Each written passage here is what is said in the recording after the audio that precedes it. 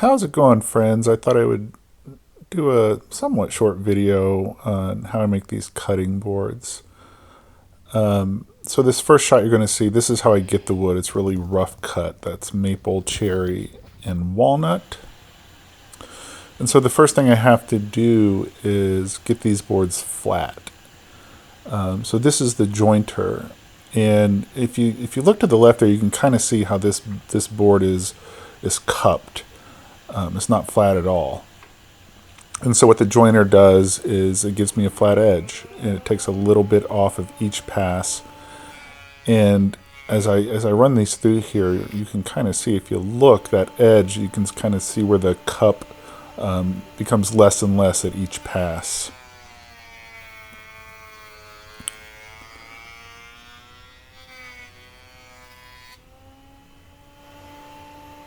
You can see a little bit there where you can see the edge there, it's smooth, and the middle is still not smooth.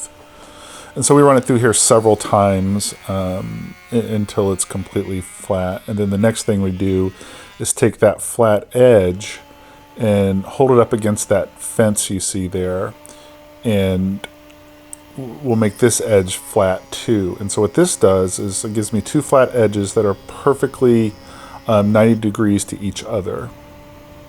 And then the next step is we run it through the planer. So that flat side is down, and the planer essentially does the same thing as the jointer, but it references off that flat edge. And so we run it through here several times, and each time lower the cutting blade just a fraction of an inch, and just take off little bits at a time until both sides are flat and parallel to each other. There you can see my homemade dust collection for the planer. And you can kind of see it there. There's the smooth part, and you can see a little bit of the rough part. So once everything is planed, I cut the boards up until their final width. And this is enough wood to make 3 cutting boards here. So what I'm doing here is looking at the pieces of wood and orienting them to what I think looks good for the final piece. And there's the strip of cherry that goes in the middle. Cherry. A little thin piece of walnut. Some more maple. And finally another big piece of walnut. And this is kind of what the board looks like. So this next step is my least favorite step. This is the gluing up, and I really don't like it just because it's messy. It's just a messy process of gluing all these pieces together. So I lay them out, getting ready to put the glue on, and what I use is Type Bond 3. It's a really strong glue, and it's waterproof, which is perfect for the cutting boards. So I glue up all these edges with my fancy little roller to smooth the glue out and make sure it's each edge is completely covered in glue.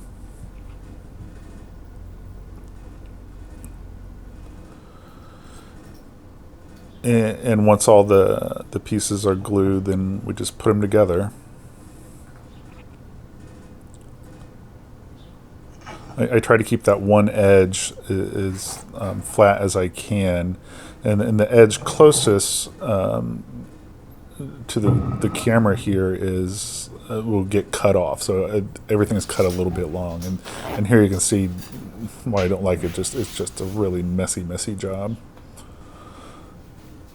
So once everything's glued up, then we clamp it, and we use lots and lots of clamps.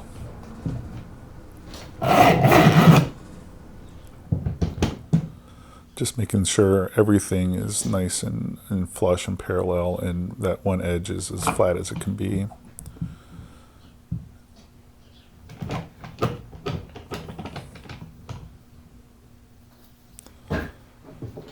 And so here you can see all the clamps. I think this one, let's see, 1, 2, 5, 6. This has 9 clamps on this one board, and these boards are 12 inches by 18 inches. So generally I make 3 to 4 cutting boards at a time, and my main limiting factor is just I only have enough clamps to make 3 or 4 at a time.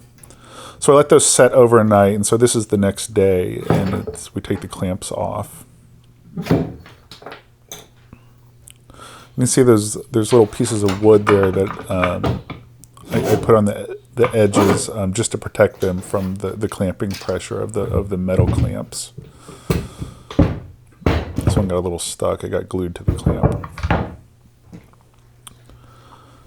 So the next step here is I want to clean this up. There's bits of glue on there, and it's not perfectly flat.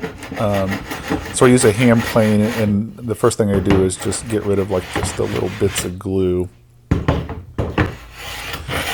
And then I hand plane it to get it pretty flat for the next step. This part really makes me feel like a professional woodworker.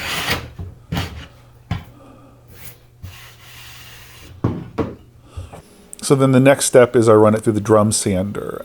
This cleans it up even more and makes everything perfectly flat.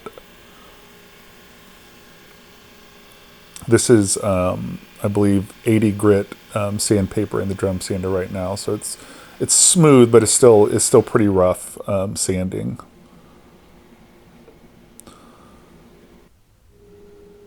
And so after we have it rough sanded through the drum sander, I'll clean up both edges on the table saw and get everything to its final dimension.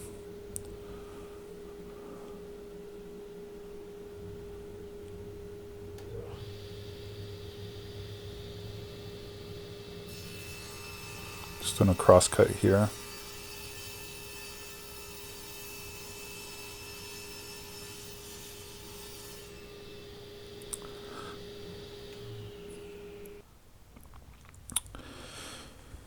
And then once it's to its final dimension there, you can see everything's nice and square and clean. It's the sanding and lots of sanding. So I work my way up through the grits of sandpaper up to 220 on these boards. So much sanding.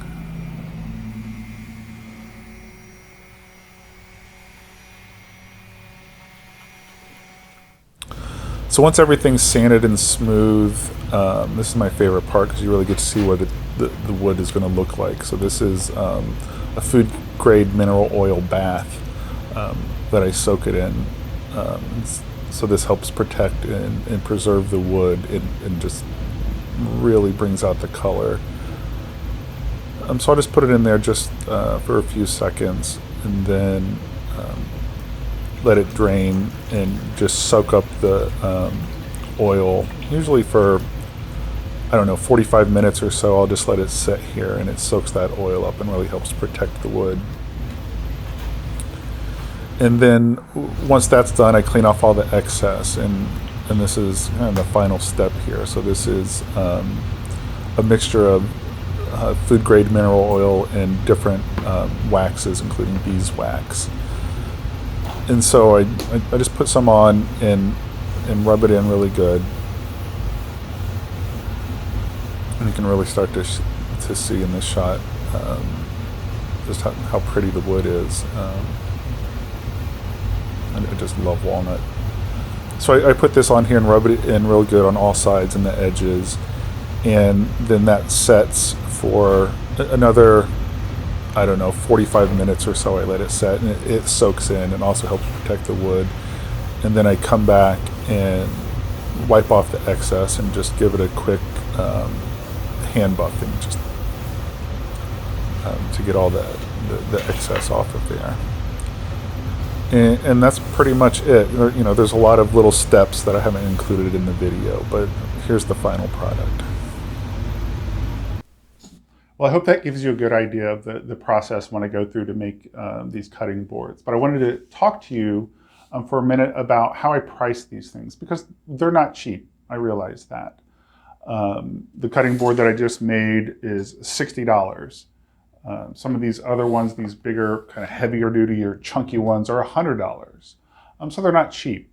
And there's three things that go into the pricing of the stuff I make. The first one is the price of the wood, and kind of the miscellaneous stuff that goes into it, the paper towels, the glue, the waxes, the oils, that kind of stuff. Wood is not cheap right now. I buy my wood from a local sawmill, OLG in Moraine. They're awesome. You should check them out. The second thing that goes into the pricing is just the price of all of these tools that I own. They are not cheap, and I factor that in.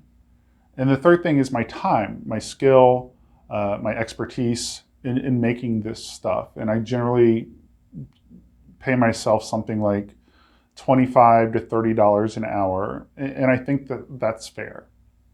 And I have a lot of friends that are artists and artisans and makers, and we all struggle with the pricing of the stuff we make. To try to find that balance of being fair to ourselves and then selling the stuff at a fair price to the consumer. I think there is some value in buying stuff from a locally made artist, a craftsman, that sort of thing. And so I hope that gives you just a little idea of how I price these things. Because again, I know they're not cheap, but I make these things to last forever. These heavy duty ones are certainly things that you could pass down to your kids or grandkids if you take care of them. And so please let me know if there's something specific that you would like, that you've been looking for, furniture, dining room table, something that I might be able to make. Send me a message if that interests you. And thanks for watching. I'm going to throw this video up on YouTube. I have a channel there that I've had for a while, but I haven't put anything on it. I'll put a link down in the comments to it. And so it would help me if you went over to YouTube and just liked the video and maybe subscribe to my channel. It's called I Made This. And thanks for watching. Now let's have some Trotwood. It's my favorite locally made beer, Trotwood, Warped Wing. Oh, that's good. Have a good day, guys.